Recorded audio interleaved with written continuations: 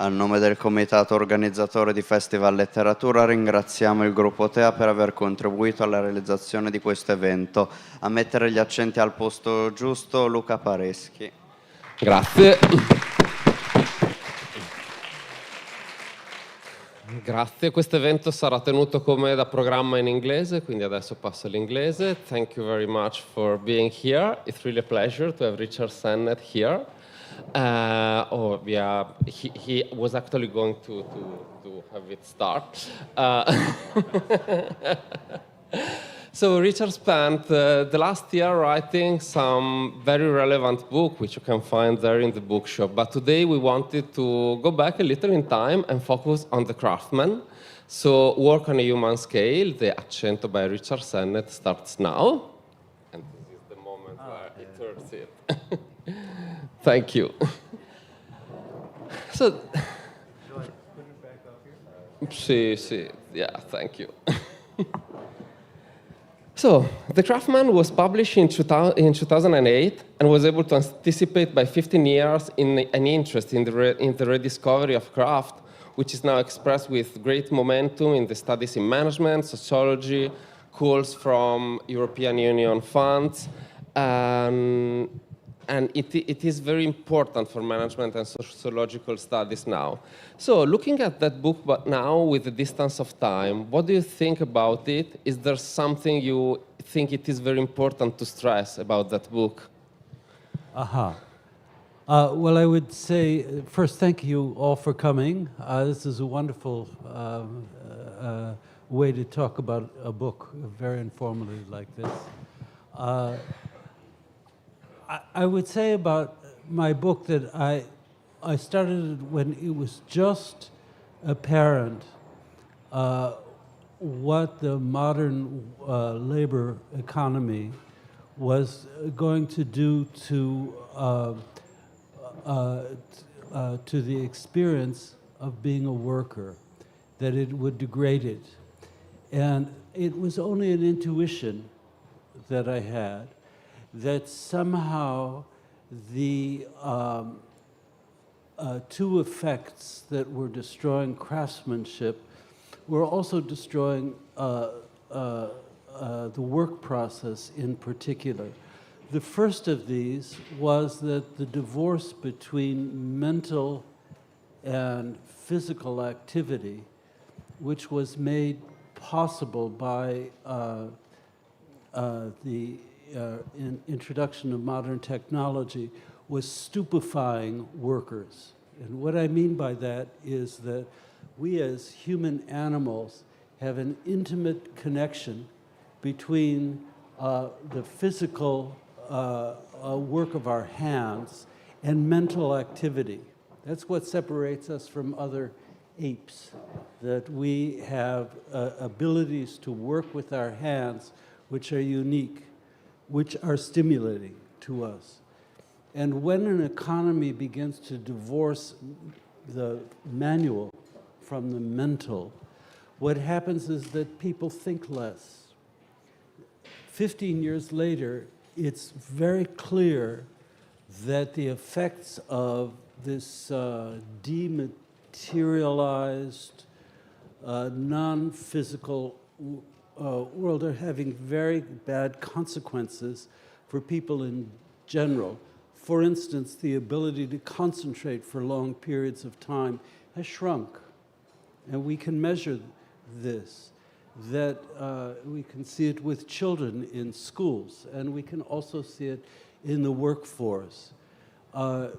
Whenever you have a Zoom, for instance, if somebody talks for 30 minutes on the Zoom straight, that's something that is difficult for people to attend to. Whereas, and again, these are studies that make this evident, people could listen for very long periods of time to somebody else talk 30 years ago and take in the whole of what they were saying. So this, to me, one of the most terrifying consequences of this is that the more that we make work digitized, the less intelligent we become as workers. That's the, I would say, my great fear about this, that we're on a path where technology is making us stupider rather than more intelligent. The other thing that in the last 15 years I have noticed about this as developing from this book was that the idea of having a career is ever more evanescent for people the age of many of you. When I began working, the notion that you had a kind of life history, a career that you could pursue over the course of years or even decades, was something that was kind of self-evident. And it was based on the craft notion that you gradually build up skills over the course of time, that you become better at doing the work you are, and that you get rewarded for that. And what's happened in the last 15 years is that that craft model of gradually accreting skills has been replaced more and more by episodic labor, which means you do one thing, then another, and it doesn't build up in your life history as something that makes you more necessarily more valued and capable a worker.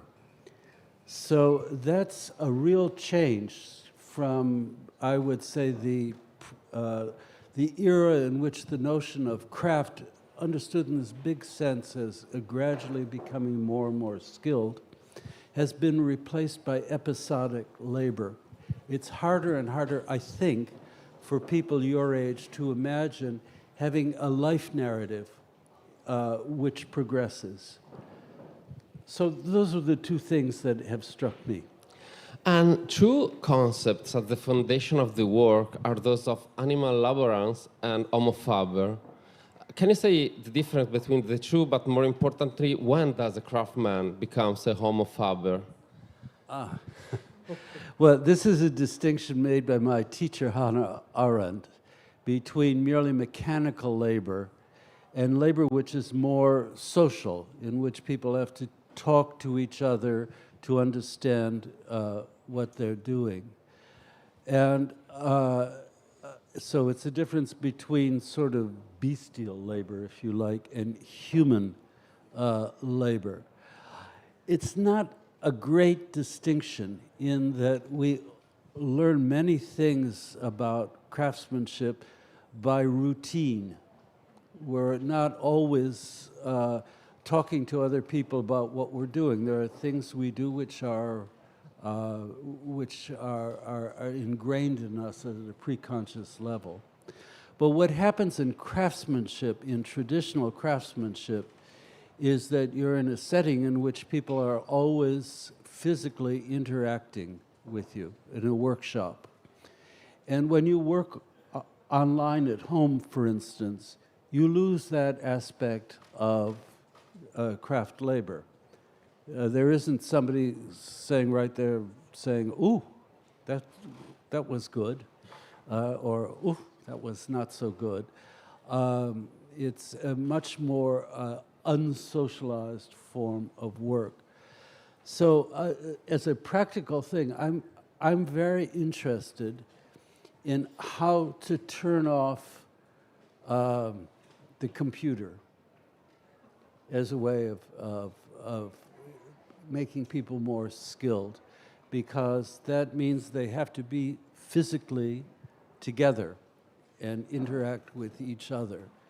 And if you know, you may not know this, but I've been a critic of the kind of learning that most young people went through during the pandemic as a kind of general model for education.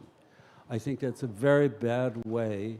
You need a workshop in order to become a good worker, and we're losing that. So that's what this distinction is about: how to get people back physically in the presence of each other in classrooms as well as in offices. I'm very glad that you mentioned the idea of the social part of the work of craftsmen, because one thing that I wanted to ask you, and I have to disclose this, I'm also a researcher involved in the study of crafts, so this is where the question comes from. I have the experience that an experience like the Homo faber experience in Venice owes much to your work from the point of view of the inspiration. And yet, Homo faber is oriented toward emphasizing the singular and irrepeatable individual skill and craftsmanship of some craft maker, whereas one of the things that you write is most controversial proposal that nearly anyone can become a good craftsman.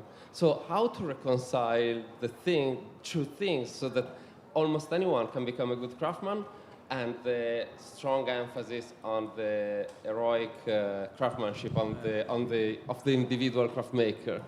Okay. Well, maybe I can give you a personal answer to that. The craft that I know is music. I was trained as a musician. I never studied sociology, thank God. But in music, it is in musical training, for a long time there was an emphasis on the heroic performer as an individual, to separate out that performer from others, and the sort of a notion of musical genius. And in fact, this was an illusion, because as we saw in conservatory, most people can be brought to a fairly good level with performance. And it struck me that that could be also true more generally, that the way in which we want to make people better is not to set up as a kind of totem the exceptional worker, the 1 in 20 worker, but to think about how we can raise the other 19 to be good enough, just as in a conservatory. Now, that's what we try to do, which is not put so much emphasis on finding exceptional talent. And I think that's a very important principle, not only in terms of social justice, but it's that by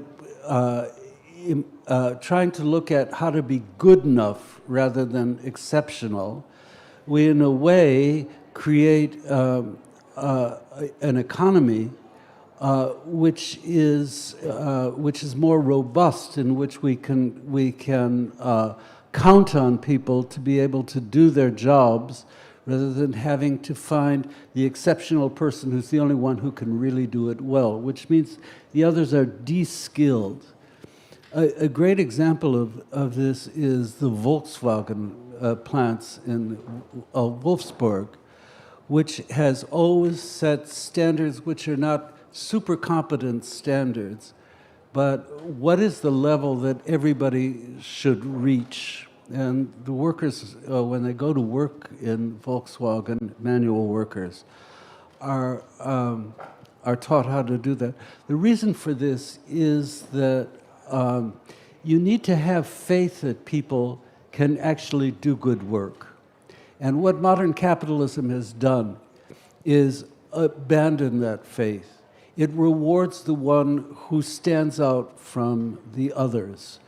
And that means that the others are deprived of the educational resources, training, and so on, to be able to participate effectively in the economy. That's what after the Second World War, the whole notion of auto plants like Volkswagen were organized on. You're not looking for talent, in other words. You're looking for what all people can do as a kind of good enough standard, not great standard. So that's why I focus on this. I gather the Homo Faber show in Venice does the opposite. Is that right? Yeah, it's really I haven't seen it a yet. strong emphasis of individual craftsmanship Ooh, as terrible. the celebration. Awful. Awful.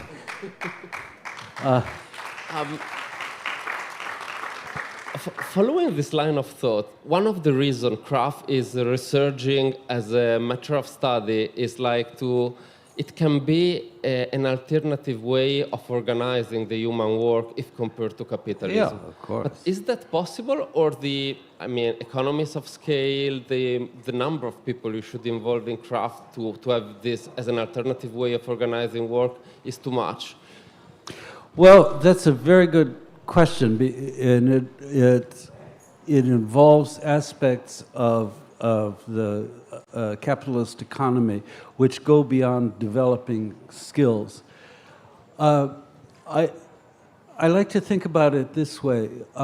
When you see masses of tourists in cities like Venice or New York, London, what you see is that the preferences they go for are brands that they know. In other words, they buy the same shoes in Venice they could have bought at home. So what that does is that local economies are deprived from this. And when local economies are deprived, local workmanship is also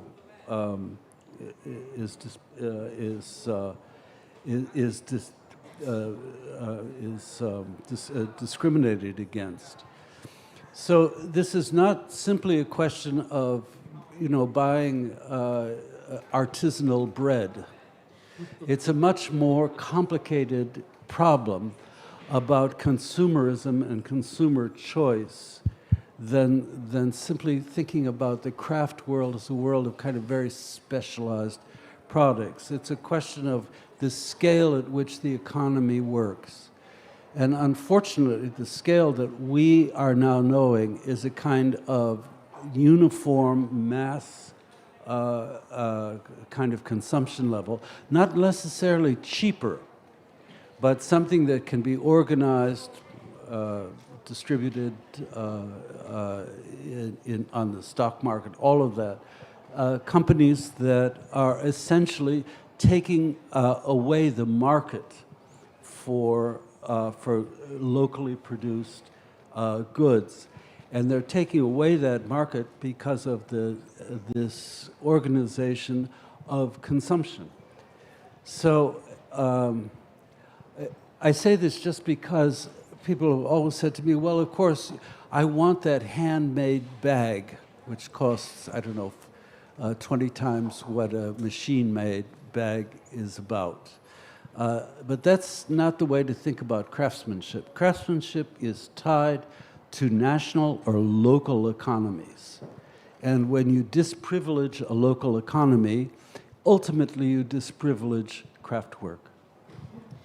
Thank you. But when we work on craft, sometimes we wonder what are the boundaries of craft, also in terms of definition. Because let me tell you, in Italian we have a word, artigiano, that can designate from the plumber to a nice artist working with pottery to create jewels. Whereas Swedish colleagues, they have 3 different words for these kinds of.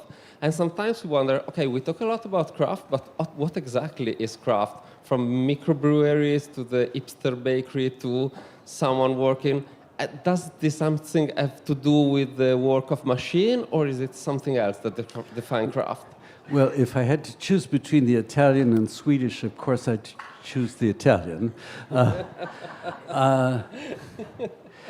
Well, this is a huge subject, and I know you want your coffee, so I'm not going to get into it in great detail. However, in my book, what I argue is that there are basic skills which go throughout the work process, from the seemingly the simplest forms of labor, of so-called unskilled labor, to the heights of artistic genius. And those skills have to do with the ability to stand back and look at one's work and reformulate it once it's done. That is, that it's got that there's a feedback process, and that it's possible to manipulate the materials that you're using in a way which means that they can be reformulated and done better. I think this is universal to the labor process. Even in seemingly mechanical activities, in the book I talk about street sweepers in New York. I think I talk about it in this book, whose work actually improves the more that they can talk with each other about whether a street is clean or not and what does this clean street mean. That's craft. That's a kind of craft skill. Whereas if you're simply interacting with a yes-no screen, as a lot of digitized work is, you don't have that experience. You're not calling on that universal capacity to revise and change. So I think that, to me, there is no distinction between mechanical and mental, that it's a continuum, and that some kinds of so-called mechanical work are actually more craft-like. I'd say those street sweepers, in a way, are better craftsmen than people who are selling stocks and bonds, who are just flipping a switch off and on without thinking about much. So I'm on the side of Italy rather than Sweden. Thank you.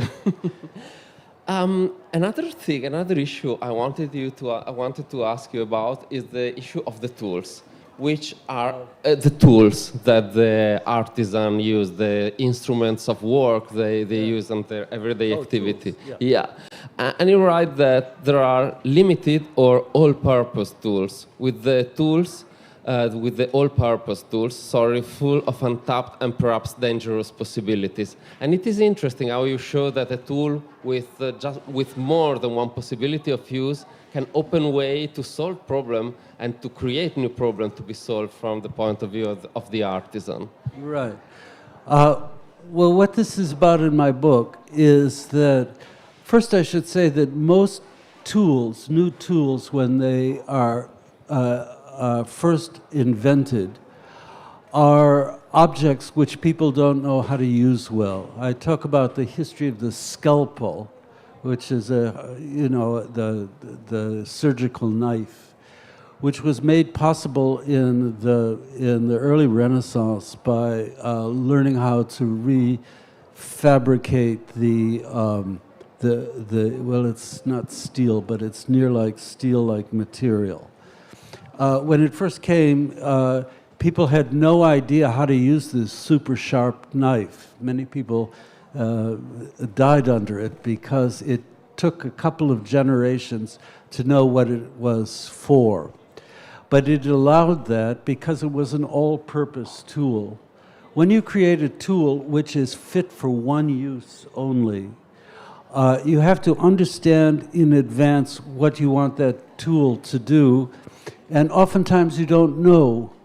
So it's why, for instance, in the creation of tools that are made by artificial intelligence, they turn out to be useless. They're just a compendium of what we know about what that one process is. And if the process itself is superseded, I'm thinking of things like the audio tape, which was one of the first processes to be generated by what we would think of as something like AI.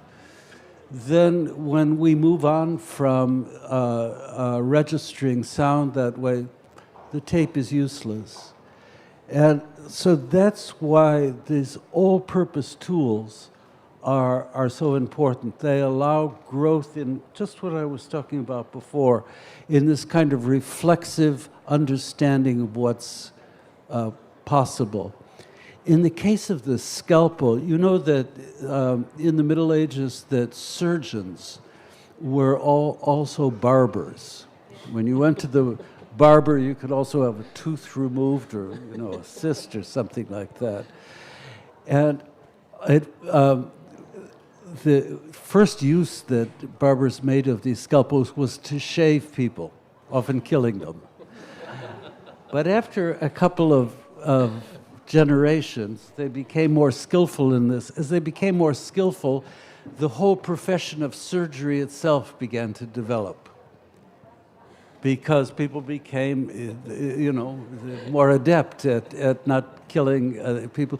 I can make a living on this. I know how to use this tool.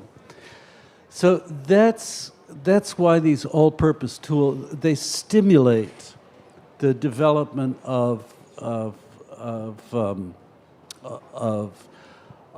not only of craft, but they create new craft jobs. The analog today, unlike the way we use AI for that, would be open systems architecture which are online, which are based on the notion of path dependencies rather than I want to do this thing, what's the tool I need to do it? Path dependency is like this, I could do this, I could do this, I could do this. That's a way digitally to recover some of the kind of possibility that the first barbers had. Thank you. Still talking about the tools, we also have the impression that tools for craft makers are a powerful way of creating communities among craft makers with different backgrounds. Like we had together craft makers from Italy, Sweden, Denmark, and they start to talk. Even Sweden. And they start to talk about tools. So the common ground they have to create a community is different tools and how to create them. Is this a way to emphasize this communitarian idea of the craft makers that is part of their identity? Like, yeah. Yes. Thank you.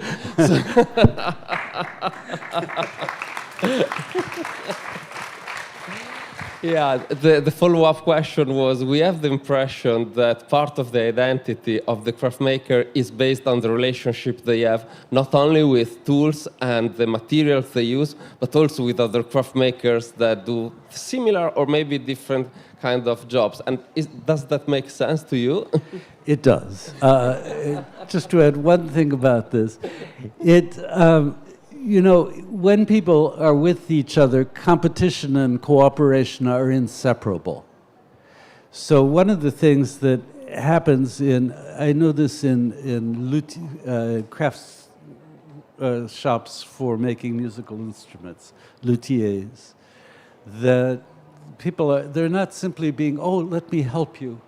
It's, let me do it better. There is always a kind of competitive element in it, which is good because the competition and the cooperation become inseparable under those conditions. And that's a strong community bond. If you just have cooperation, it would be nice in an ideal world, but that's not how the world works. People also are competitive creatures. If you just have competition, as in many investment offices, what you have is a very weak social bond. And when anything goes wrong, the community falls apart, as we know from the financial crisis. So you need the two of them. And the two of them make this, which is natural to us as human beings, and indeed for all animals, that they're competitive as well as cooperative. And that's what makes a workshop work. So we see that the time is almost running out, but we have time at least for one last question. Okay. It is very terrifying, isn't it? An old tradition of this festival, terrify authors with the time. Now, what I wanted to ask you, what's next for Craftmaker? I mean, there are calls that ask Craftmaker to get more skills in business model, communication, more management-oriented skills. Is that possible for them? What is the possibility for craft to keep having a role also in the next century? Well, that's a big question. I'll tell you what, for me, that I am involved in, which is how to rethink tools that architects and engineers can use collaboratively to improve a particular kind of craftsmanship. There was I teach urban studies in America, and what I noticed when the first generation of computer-generated designs came is that people were losing their ability to draw. And that was a disaster for architects. That is, they no longer had to think about how do I get from point A to point B. I'm not, physically doing that activity. And as I was saying at the beginning, when you lose that kind of physical connection, you often stop thinking. And we were starting to get really low quality projects because our students didn't know how to physically draw. The computer did it for them. They became stupider. They became worse architects the more they had this high tech. So what we're trying to look at is how to use the high tech as a tool, but how to re-enable people to do this very simple, seemingly simple, but deeply searching thing, which is to actually draw a circle or to draw in 3 dimensions. And that's the way you think about the object in which you're involved. So this is a kind of, in a way, it's not it's not a kind of refusal going back to handwork and so on. It's an attempt to, by teaching people how to work with a machine but not be controlled by it, they can become better at activating this relationship between the head and the hand. And I've just done it. Yeah, There's it's only over, but one thank you piece very I've much. said.